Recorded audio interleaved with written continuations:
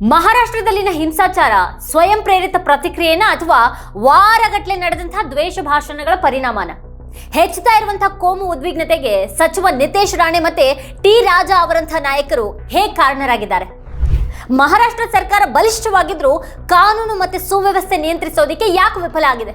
ರಾಜಕೀಯ ಭಾಷಣಗಳಲ್ಲಿ ಔರಂಗಜೇಬ್ನನ್ನ ಪದೇ ಪದೇ ಬಳಸೋದು ಹೇಗೆ ಕೋಮು ವಿಭಜನೆಯ ಬೆಂಕಿಯನ್ನ ಹೆಚ್ಚಿಸುತ್ತೆ? ಛಾವಾ ಚಿತ್ರದ ಸುತ್ತಲಿನ ವಿವಾದ ಕೇವಲ ಒಂದು ನೆಪನ ಅಥವಾ ಇದರ ಹಿಂದೆ ಒಂದು ಆಳವಾದ ರಾಜಕೀಯ ತಂತ್ರ ಇದೆಯಾ? ಮಹಾರಾಷ್ಟ್ರದ ನಾಗ್ಪುರದಲ್ಲಿ ಕ್ಷುಲ್ಲಕ ಕಾರಣಕ್ಕೆ ಹಿಂಸಾಚಾರ ಭುಗಿಲೆದ್ದ ಹಿನ್ನೆಲೆಯಲ್ಲಿ ಎದ್ದಿರುವಂತಹ ಈ ಪ್ರಶ್ನೆಗಳನ್ನ ನಾವು ಇವತ್ತಿನ ವಿಡಿಯೋದಲ್ಲಿ ಚರ್ಚೆ ಮಾಡೋಣ. ಆದ್ರೆ ಅದಕ್ಕೂ ಮುನ್ನ ನೀವಿನ್ನು ನಮ್ಮ ಯೂಟ್ಯೂಬ್ ಚಾನೆಲ್ ಅನ್ನು ಸಬ್ಸ್ಕ್ರೈಬ್ ಮಾಡಿಲ್ಲ ಅನ್ನೋದಾದ್ರೆ ಈಗಲೇ ಈ ವಿಡಿಯೋ ಕೆಳಗೆ ಕಾಣ್ತಾ ಇರುವಂತಹ ಸಬ್ಸ್ಕ್ರೈಬ್ ಬಟನ್ ಹಾಗೆ ಪಕ್ಕದಲ್ಲಿರುವಂತಹ ಬೆಲ್ ಐಕಾನ್ ಪ್ರೆಸ್ ಮಾಡಿ ನಮ್ಮನ್ನ ಪ್ರೋತ್ಸಾಹಿಸಿ. ಯಾಕೆ ಜನರ ಜೀವನಕ್ಕೆ ಸಂಬಂಧಿಸಿದಂತಹ ಏನೇನು ವಿಷಯಗಳು ಇಷ್ಟು ದೊಡ್ಡದಾಗಿ ಬೆಳೆದು ಹಿಂಸೆ ಕಾರಣ ಆಗ್ತವೆ ಅನ್ನೋದ್ರ ಬಗ್ಗೆ ನಿಮಗೇನು ಅಭಿಪ್ರಾಯ ಇದೆ ಅದನ್ನ ಕೆಳಗಡೆ ಕಮೆಂಟ್ ಮಾಡಿ. ಈ ವಿಡಿಯೋವನ್ನ ಮಿಸ್ ಮಾಡದೆ ಕೊನೆವರೆಗೂ ನೋಡಿ, ಹಾಗೆ ಇದರ ಲಿಂಕ್ ಅನ್ನ ನಿಮ್ಮೆಲ್ಲ ಬಂಧು ಮಿತ್ರರಿಗೆ ವಾಟ್ಸ್ಆಪ್ ಮಾಡಿ. ಈಗ ವಿಷಯಕ್ಕೆ ಬರೋಣ. ನಾವು ಮಹಾರಾಷ್ಟ್ರದಲ್ಲಿ ಸದ್ಯ ಯಾವುದೇ ಚುನಾವಣೆಗಳಿಲ್ಲ. ಮುಂಬರುವಂತಹ ಕೆಲವು ತಿಂಗಳಲ್ಲಿ ಅಲ್ಲಿ ಯಾವುದೇ ಚುನಾವಣೆಗಳು ಇರೋದಿಲ್ಲ. ಮಹಾರಾಷ್ಟ್ರದಲ್ಲಿ ಈಗ ಅಧಿಕಾರದಲ್ಲಿರುವಂತಹ ಸರ್ಕಾರ ಬಹುಶಃ ಮಹಾರಾಷ್ಟ್ರದ ಇತಿಹಾಸದಲ್ಲಿನೇ ಈವರೆಗಿನ ಅತ್ಯಂತ ಬಲಿಷ್ಠ ಸರ್ಕಾರ ಆಗಿದೆ. ಮತ್ತೆ ವಿರೋಧ ಪಕ್ಷ ಅತ್ಯಂತ ದುರ್ಬಲವಾಗಿದೆ. ಇದರ ಹೊರತಾಗಿನೂ ಇವತ್ತಿನ 21ನೇ ಶತಮಾನದ ಮಹಾರಾಷ್ಟ್ರದಲ್ಲಿ 17ನೇ ಶತಮಾನದ ದೊರೆ ಹೆಸರಿನಲ್ಲಿ ರಾಜಕೀಯವನ್ನು ಮಾಡಲಾಗ್ತಾ ಇದೆ. ಔರಂಗಜೇಬ್ ವಿಷಯವಾಗಿ ಜನರು ಇಲ್ಲಿ ಬೀದಿಗಿಳಿತಾ ಇದ್ದಾರೆ, ಬೆಂಕಿ ಹಚ್ಚಲಾಗ್ತಾ ಇದೆ. ಮತ್ತೆ ಇದು ಎಲ್ಲಾನು ನಾಗ್ಪುರದಿಂದ ನಡೀತಾ ಇದೆ. ನಾಗ್ಪುರ ಮಹಾರಾಷ್ಟ್ರದ ಸಿಎಂ ಹಾಗೆ ಗೃಹ ಸಚಿವರು ಆಗಿರುವಂತಹ ದೇವೇಂದ್ರ ಫಡ್ನವೀಸ್ ಅವರ ತವರು ಜಿಲ್ಲೆ. ಮೋದಿ ಸರ್ಕಾರದ ಪ್ರಭಾವಿ ಸಚಿವ ನಿತಿನ್ ಗಡ್ಕರಿ ಅವರು ಕೂಡ ಇಲ್ಲಿಂದಲೇ ಲೋಕಸಭಾ ಸದಸ್ಯರಾದವರು. 17ನೇ ಶತಮಾನದ ರಾಜನೊಬ್ಬನ ಬಗ್ಗೆ 21ನೇ ಶತಮಾನದಲ್ಲಿ ಬೆಂಕಿ ಹಚ್ಚುವ ಮತ್ತೆ ರಾಜಕೀಯ ಮಾಡುವಂತಹ ರೀತಿ ಇದು. ಮಹಾರಾಷ್ಟ್ರದ ಜನರು ಮತ್ತೆ ನಾಯಕರು ಮಾನಸಿಕವಾಗಿ ಎಷ್ಟು ದಿವಾಳಿಯಾಗಿದ್ದಾರೆ ಅನ್ನೋದಕ್ಕೆ ಸಾಕ್ಷಿ ಅಂತ ಹೇಳ್ತಾರೆ ಅಲ್ಲಿನ ಹಿರಿಯ ಪತ್ರಕರ್ತ ಸೋಹಿತ್ ಮಿಶ್ರಾ. ಜಗತ್ತಿನಲ್ಲಿ ಜನರು ತಂತ್ರಜ್ಞಾನದ ಹಿಂದೆ ಓಡ್ತಾ ಇರುವಾಗ ಮಹಾರಾಷ್ಟ್ರದಲ್ಲಿ ನಾವು ಔರಂಗಜೇಬ್ ಮತ್ತೆ ಅವನ ಸಮಾಧಿಯ ಬಗ್ಗೆ ಮಾತ್ರ ಮಾತಾಡ್ತಾ ಇದ್ದೀವಿ. ನಾಗ್ಪುರದಲ್ಲಿ ಏನಾಯ್ತು, ಮಹಾರಾಷ್ಟ್ರದ ರಾಜಕೀಯ ಏನು, ಮತ್ತೆ ಇದನ್ನ ಯಾಕೆ ಮಾಡಲಾಗ್ತಾ ಇದೆ ಅನ್ನೋದನ್ನ ಸೂಕ್ಷ್ಮವಾಗಿ ನೋಡ್ತಾ ಹೋದ್ರೆ ಅದರ ಹಿಂದಿನ ಪರಿಸ್ಥಿತಿ ಮತ್ತೆ ಒಂದು ಮನಸ್ಥಿತಿ ಏನು ಅನ್ನೋದು ಬಯಲಾಗ್ತಾ ಹೋಗುತ್ತೆ. ಸೋಮವಾರ ಔರಂಗಜೇಬ್ ಸಮಾಧಿಯನ್ನ ತೆಗೆಯೋದ್ರ ಬಗ್ಗೆ ಒತ್ತಾಯಿಸಲಾದಂತಹ ಪ್ರತಿಭಟನೆಯಲ್ಲಿ ನಿಜವಾಗಿಯೂ ಏನಾಯ್ತು ಅಂತ ನೋಡೋ ಮೊದಲು ಮಹಾರಾಷ್ಟ್ರದಲ್ಲಿ ನಿಜವಾಗಿಯೂ ಈಗ ಎಂಥ ಸ್ಥಿತಿ ಇದೆ ಅಂತ ನಾವು ನೋಡ್ಬೇಕು. ಇವತ್ತಿಗೂ ನಮ್ಮೆದುರು ರೋಟಿ ಕಪಡ ಮಕಾನ್ ಅಂದ್ರೆ ಅನ್ನ, ವಸ್ತ್ರ ಮತ್ತೆ ಆಶ್ರಯದಂತ ಬಹಳ ದೊಡ್ಡ ಸಮಸ್ಯೆ ಇದೆ. ನಿತ್ಯಾನು ಮಹಾರಾಷ್ಟ್ರದಲ್ಲಿ 8 ರೈತರು ಆತ್ಮಹತ್ಯೆ ಮಾಡ್ಕೊಳ್ತಾ ಇದ್ದಾರೆ. ಅಲ್ಲಿನ ಜನರಿಗೆ ಉದ್ಯೋಗ ಇಲ್ಲ, ಜೇಬಿನಲ್ಲಿ ಹಣ ಇಲ್ಲ, ಆಸ್ಪತ್ರೆಗಳ ಸ್ಥಿತಿ ಕೆಟ್ಟದಾಗಿದೆ. ಆದ್ರೆ ಇದೆಲ್ಲವನ್ನ ಬಿಟ್ಟು ಔರಂಗಜೇಬ್ನ ಸಮಾಧಿ ವಿಷಯವನ್ನ ದೊಡ್ಡ ಸಮಸ್ಯೆ ಅನ್ನುವಂತೆ ಅಲ್ಲಿ ನೋಡ್ಲಾಗ್ತಾ ಇದೆ.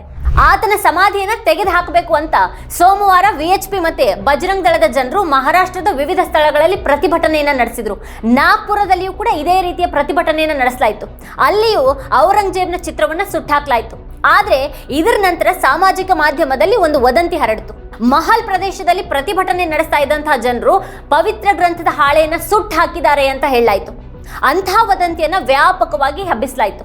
ಕಡೆಗೆ ಮಾಧ್ಯಮಗಳಲ್ಲಿ 2 ಗುಂಪುಗಳು ಅಂತ ಉಲ್ಲೇಖ ಮಾಡ್ತಾ ಉದ್ವಿಗ್ನತೆಯ ಬಗ್ಗೆ ಹೇಳಲಾಯಿತು. ಬೆಳಿಗ್ಗೆ ವಿಎಚ್ಪಿ ಮತ್ತೆ ಬಜರಂಗ್ ದಳದ ಜನರು ನಾಗ್ಪುರದಲ್ಲಿ ಪ್ರತಿಭಟನೆಯನ್ನ ನಡೆಸ್ತಾ ಇದ್ರು. ಸಂಜೆ ಅದಕ್ಕೆ ಪ್ರತಿಯಾಗಿ ಇನ್ನೊಂದು ಗುಂಪಿನ ಜನರು ಪ್ರತಿಭಟನೆಯನ್ನ ಆರಂಭ ಮಾಡಿದ್ರು. ಪೊಲೀಸರು ಇದು ವದಂತಿ ಮತ್ತೆ ಅಂಥ ಯಾವುದೇ ಮಾಹಿತಿ ಇಲ್ಲ ಅಂತ ಪದೇ ಪದೇ ವಿವರಿಸೋದಕ್ಕೆ ಪ್ರಯತ್ನ ಪಟ್ಟಿರುವಾಗ ಆ ಒಂದು ಹಾಳೆಯನ್ನ ಸುಟ್ಟಂತ ಜನರ ವಿರುದ್ಧ ಕ್ರಮ ಕೈಗೊಳ್ಳಬೇಕು ಅಂತ ಅವರು ಪೊಲೀಸರನ್ನ ಒತ್ತಾಯ ಮಾಡಿದ್ರು. ಅದರ ನಂತರ ಗಣೇಶ್ ಪೇಟೆ ಪೊಲೀಸ್ ಠಾಣೆಯ ಬಳಿ ಪ್ರತಿಭಟನೆಯನ್ನ ನಡೆಸಲಾಯಿತು. ಸಂಜೆ ಮತ್ತೆ ರಾತ್ರಿ 2 ಗುಂಪುಗಳ ನಡುವೆ ಇನ್ನಷ್ಟು ಉದ್ವಿಗ್ನತೆ ತಲೆದೂರಿತು. ವಾತಾವರಣ ಎಷ್ಟರ ಮಟ್ಟಿಗೆ ಹದಗೆಟ್ಟಿತು ಅಂತ ಅಂದ್ರೆ ಅನೇಕ ಸ್ಥಳಗಳಲ್ಲಿ ಅನೇಕ ವಾಹನಗಳನ್ನ ಸುಟ್ಟು ಹಾಕಲಾಯಿತು ಮತ್ತೆ ಅನೇಕ ಅಂಗಡಿಗಳನ್ನ ಧ್ವಂಸಗೊಳಿಸಲಾಯಿತು. ಪೊಲೀಸರು ಹಿಂಸಾಚಾರದಲ್ಲಿ ಗಾಯಗೊಂಡಿದ್ದಾರೆ ಅನ್ನುವಂಥ ವರದಿಗಳು ಬಂದು ಇದೆಲ್ಲನೂ ನಡೆದಿದ್ದು ನಾಗ್ಪುರದಲ್ಲಿ. ಮುಖ್ಯಮಂತ್ರಿ ದೇವೇಂದ್ರ ಫಡ್ನವೀಸ್ ನಾಗ್ಪುರದವರು, ಕೇಂದ್ರ ಸಚಿವ ನಿತಿನ್ ಗಡ್ಕರಿ ಅವರು ಕೂಡ ನಾಗ್ಪುರದವರು. ಮಹಾರಾಷ್ಟ್ರದಲ್ಲಿ ನಾಗ್ಪುರ ಯಾವಾಗ್ಲೂ ಪ್ರಮುಖ ಸ್ಥಳ. ಇದು ಮಹಾರಾಷ್ಟ್ರದಲ್ಲಿ ಬಜೆಟ್ ಅಧಿವೇಶನ ನಡೀತಾ ಇರುವಂತಹ ಸಮಯ. ಇದೆಲ್ಲದರ ನಡುವೆ ಮುಖ್ಯಮಂತ್ರಿನೇ ತಮ್ಮದು ಬಲಿಷ್ಠ ಸರ್ಕಾರ ಅಂತ ಹೇಳ್ತಾ ಇರುವಾಗ ನಾಗ್ಪುರದ ಪರಿಸ್ಥಿತಿ ಯಾಕೆ ಇಷ್ಟು ಹದಗೆಟ್ಟಿದೆ? ಯಾಕೆ ಜನ ಅಲ್ಲಿ ಬೀದಿಗಿಳಿತಾ ಇದ್ದಾರೆ? ಅವರು ಬೀದಿಗಿಳಿತಾ ಇರೋದು ತಮ್ಮ ಸ್ವಂತ ಹಿತಕ್ಕಾಗಿ ಅಲ್ಲ, ಬದಲಾಗಿ ಇತಿಹಾಸದ ಕಾರಣಕ್ಕಾಗಿ. ಇಲ್ಲಿ ನಡೆದಂತಹ ಘಟನೆಗಳು ಖಂಡಿತವಾಗಿಯೂ ಔರಂಗಜೇಬ್ನಿಂದ ಪ್ರಾರಂಭವಾದವು. ಹಾಗಾದ್ರೆ 2 ಗುಂಪುಗಳ ನಡುವೆ ತಪ್ಪು ಮಾಹಿತಿಯನ್ನು ಹರಡಿದ ಬಳಿಕ ವಾತಾವರಣ ಹದಗೆಟ್ಟಿತು ಅನ್ನೋದನ್ನ ನಾವಿಲ್ಲಿ ಗಮನಿಸಬೇಕು. ಅಂದ್ರೆ ಇದೆಲ್ಲಾನು ಔರಂಗಜೇಬ್ನ ಕಾರಣಕ್ಕೆ ಮಾತ್ರನೇ ನಡೀತಾ ಇಲ್ಲ ಅನ್ನೋದು ಇಲ್ಲಿ ಸ್ಪಷ್ಟ ಆಗುತ್ತೆ. ಆದ್ರೆ ಆ ನೆಪದಲ್ಲಿ ಪರಿಸ್ಥಿತಿ ಹದಗೆಟ್ಟಿತು. ನಾಗ್ಪುರದಲ್ಲಿ ಕರ್ಫ್ಯೂವನ್ನು ವಿಧಿಸಲಾಯಿತು. ಸುಮಾರು 50 ಜನರನ್ನ ಅರೆಸ್ಟ್ ಮಾಡಲಾಯಿತು. 12ರಿಂದ 14 ಪೊಲೀಸರು ಗಂಭೀರವಾಗಿ ಗಾಯಗೊಂಡಿದ್ದಾರೆ ಅನ್ನುವಂಥ ವರದಿಗಳಿವೆ. ಇಷ್ಟೆಲ್ಲ ಆದಮೇಲೆ ದೇವೇಂದ್ರ ಫಡ್ನವೀಸ್, ನಿತಿನ್ ಗಡ್ಕರಿ ಅಥವಾ ಇತರ ನಾಯಕರು ಜನರು ಶಾಂತಿಯನ್ನ ಕಾಪಾಡಿಕೊಳ್ಬೇಕು ಅಂತ ಮನವಿ ಮಾಡ್ತಾ ಇದ್ದಾರೆ. ಸೆಕ್ಷನ್ 144 ಜಾರಿಗೊಳಿಸಲಾಗಿದೆ. 5 ಅಥವಾ 5ಕ್ಕಿಂತ ಹೆಚ್ಚು ಜನ ಒಟ್ಟಿಗೆ ತಿರುಗಾಡಬಾರದು ಅಂತ ಜನರಿಗೆ ಹೇಳಲಾಗಿದೆ. ಇಲ್ಲಿ ಸ್ಪಷ್ಟವಾಗಿ ಕಾಣ್ತಾ ಇರೋದು ಮಾನಸಿಕ ದಿವಾಳಿತನ. ಎಲ್ಲೋ ಯಾರೋ ಏನೋ ಹೇಳ್ತಾರೆ ಮತ್ತೆ ಸುಳ್ಳು ಸುದ್ದಿಯನ್ನ ಹಬ್ಬಿಸ್ತಾರೆ. ಮತ್ತೆ ಒಂದು ಚೂರು ವಿವೇಚನೆಯನ್ನ ಬಳಸದ ಆಲೋಚಿಸಿದ ಜನ ಆ ಸುಳ್ಳನ್ನ ಹಿಡಿದುಕೊಂಡು ರಣರಂಪ ಮಾಡಿಬಿಡ್ತಾರೆ. ಈ ರೀತಿ ಎಲ್ಲೋ ಯಾರೋ ಏನೋ ಹೇಳಿದ್ದಕ್ಕೆ ಮತ್ತೊಂದು ಗುಂಪಿನವರು ಇನ್ನೇನೋ ಹೇಳ್ತಾರೆ. ಇದಕ್ಕೆ ಮೂರನೇ ಗುಂಪು ಪ್ರತಿಕ್ರಿಯಿಸುತ್ತೆ. ಆಗ ಇಡೀ ವಾತಾವರಣನೇ ಹದಗೆಟ್ಟು ಹೋಗುತ್ತೆ. ಗಾಂಧಿಯ ದೇಶದಲ್ಲಿ ಶಾಹು ಫುಲೆ, ಅಂಬೇಡ್ಕರ್ ಬಗ್ಗೆ ಮಾತನಾಡುವಂಥ ನೆಲದಲ್ಲಿ ಎಲ್ಲಿಂದ ಅನೇಕ ಚಿಂತನಶೀಲ ಜನರು ಬಂದಿದ್ದಾರೋ ಅಲ್ಲಿ ವಿವೇಕಹೀನ ಕೃತ್ಯಗಳು ನಡೆಯುತ್ತವೆ.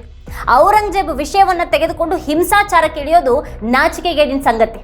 ನಾಗ್ಪುರದಲ್ಲಿ ಮೊದಲು VHP ಜನರಿಂದ ಪ್ರತಿಭಟನೆ ನಡೆಯಿತು. ಔರಂಗಜೇಬ್ನ ಚಿತ್ರವನ್ನು ಸುಟ್ಟು ಹಾಕಲಾಗಿದೆ ಅನ್ನುವಂಥ ವದಂತಿಯನ್ನು ಹರಡಲಾಯಿತು. ನಂತರ ಮುಸ್ಲಿಂ ಸಮುದಾಯದ ಜನರು ಪ್ರತಿಭಟನೆಯನ್ನು ಶುರು ಮಾಡಿದ್ರು. ಆರೋಪಿಗಳು ಎಲ್ಲರನ್ನ ಅರೆಸ್ಟ್ ಮಾಡಬೇಕು ಅಂತ ಅವ್ರು ಒತ್ತಾಯ ಮಾಡಿದ್ರು. ಧಾರ್ಮಿಕ ಚಾದರನ್ನ ಕೂಡ ಸುಟ್ಟು ಹಾಕಲಾಗಿದೆ ಅಂತ ಆರೋಪ ಮಾಡಲಾಯಿತು. ಅಲ್ಲಿಂದ ಪರಿಸ್ಥಿತಿ ಇನ್ನಷ್ಟು ಗಂಭೀರ ಸ್ವರೂಪವನ್ನು ಪಡೀತು. ಹಾಗಾದ್ರೆ ಇದೆಲ್ಲಾನು ನಡೆದಿರೋದ್ರ ಹಿಂದೆ ಒಂದು ದಿನದ ಒಂದು ಘಟನೆಯ ಪ್ರೇರಣೆ ಮಾತ್ರನೇ ಇದೆಯಾ? ಮಹಾರಾಷ್ಟ್ರದಲ್ಲಿ ಇಂಥ ವಾತಾವರಣ ಸೃಷ್ಟಿಯಾಗೋದಕ್ಕೆ ಇನ್ನೂ ಬೇರೆ ಪ್ರಚೋದನೆಗಳಿವೆ. ಮಹಾರಾಷ್ಟ್ರದಲ್ಲಿ ಅತ್ಯಂತ ಶಕ್ತಿಶಾಲಿ ಸರ್ಕಾರ ಇದೆ ಈಗ. ಆದ್ರೆ ಈ ಸರ್ಕಾರದ ಸಚಿವ ನಿತೇಶ್ ರಾಣೆ ಔರಂಗಜೇಬ್ನ ಸಮಾಧಿಯನ್ನ ತೆಗೆದು ಹಾಕೋದ್ರ ಬಗ್ಗೆ ಮಾತಾಡ್ತಾರೆ. ಅಷ್ಟೇ ಅಲ್ಲ, ಸರ್ಕಾರ ತನ್ನ ಕೆಲಸವನ್ನ ಮಾಡುತ್ತೆ, ನಿಮ್ಮ ಕೆಲಸವನ್ನ ನೀವು ಮಾಡ್ತಾ ಇರಿ ಅಂತ ಹೇಳ್ತಾರೆ. ಬಾಬ್ರಿ ಮಸೀದಿ ಧ್ವಂಸಗೊಳಿಸ್ತಾ ಇದ್ದಂಥ ಸಮಯದಲ್ಲಿ ಕರಸೇವಕರು ತಮಗ್ ಸರಿ ಅಂತ ಅನಿಸಿದ್ದನ್ನ ಮಾಡಿದ್ರು ಅಂತ ನಿತೇಶ್ ರಾಣೆ ಹೇಳ್ತಾರೆ. ಬಿಜೆಪಿಯ ಮತ್ತೊಬ್ಬ ನಾಯಕ, ಶಾಸಕರಾಗಿರುವಂಥ ಟಿ ರಾಜಾ ಔರಂಗಜೇಬ್ನ ಸಮಾಧಿಯನ್ನ ಯಾವಾಗ ಕೆಡವಲಾಗುತ್ತೆ ಅಂತ ಕೇಳ್ತಾರೆ. ಹಿಂದೂ ರಾಷ್ಟ್ರದಲ್ಲಿ ಆತ ಯಾವಾಗ ಮಹಾರಾಜನಾಗಿದ್ದ ಅಂತ ಕೇಳ್ತಾರೆ.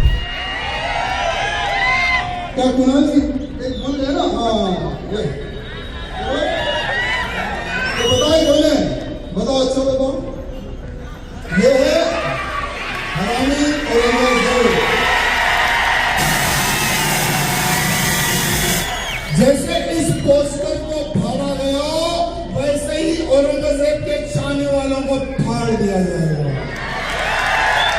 ಇನ್ನು ಸ್ವತಃ ಸಿಎಂ ದೇವೇಂದ್ರ ಫಡ್ನವೀಸ್ ಔರಂಗಜೇಬ್ನ ಸಮಾಧಿಯನ್ನ ತೆಗೆದು ಹಾಕಬೇಕು ಅಂತ ನಂಬೋದಾಗಿ ಹೇಳ್ತಾರೆ.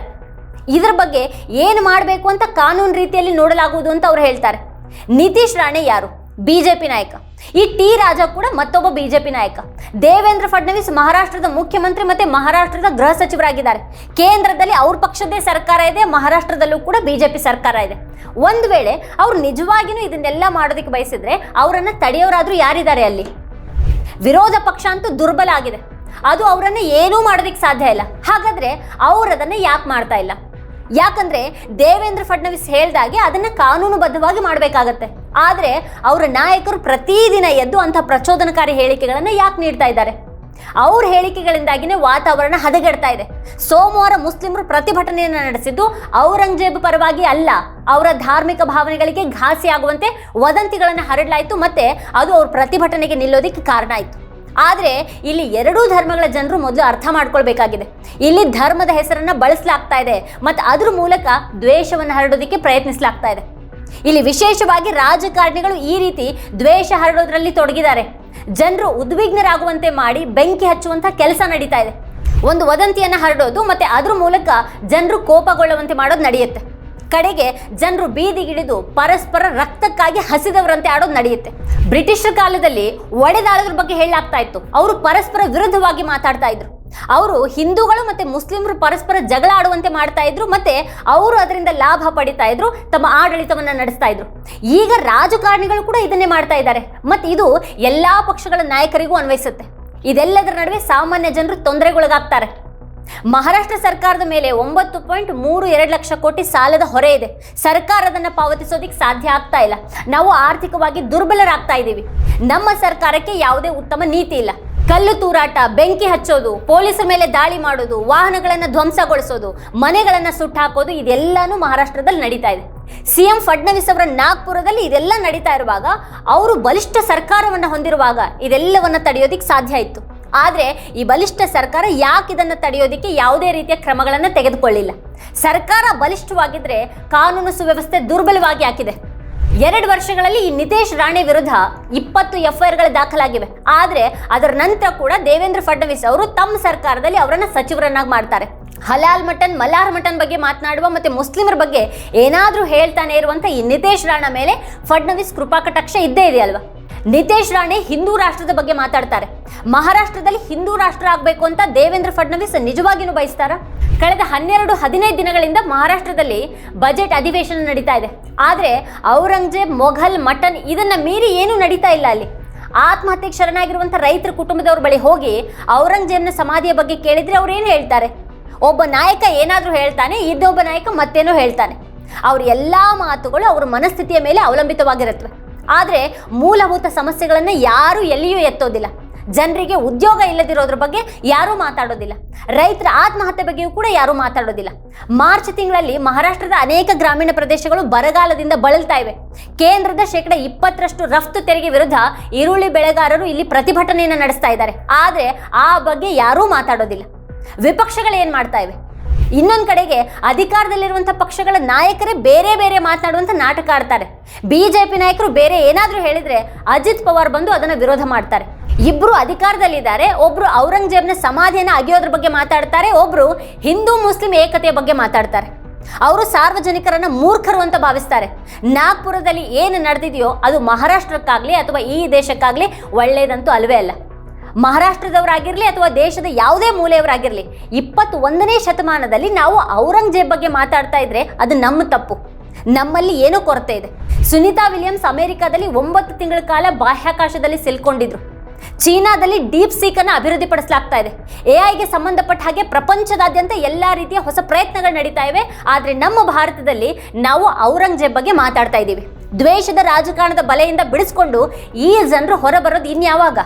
ಇದೇ ಇವತ್ತಿನ ಸ್ಪೆಷಲ್. ನೋಡ್ತಾ ಇರಿ ವಾರ್ತಾಭಾರತಿ. ನೀವಿನ್ನೂ ವಾರ್ತಾಭಾರತಿ ಯೂಟ್ಯೂಬ್ ಚಾನಲನ್ನು ಸಬ್ಸ್ಕ್ರೈಬ್ ಮಾಡಿಲ್ಲ ಅನ್ನೋದಾದರೆ ಈ ಕೂಡಲೇ ಸಬ್ಸ್ಕ್ರೈಬ್ ಮಾಡಿ, ಹಾಗೆ ಪಕ್ಕದಲ್ಲೇ ಇರುವಂಥ ಬೆಲ್ ಐಕಾನ್ನ ಪ್ರೆಸ್ ಮಾಡಿ ನಮ್ಮನ್ನು ಬೆಂಬಲಿಸಿ.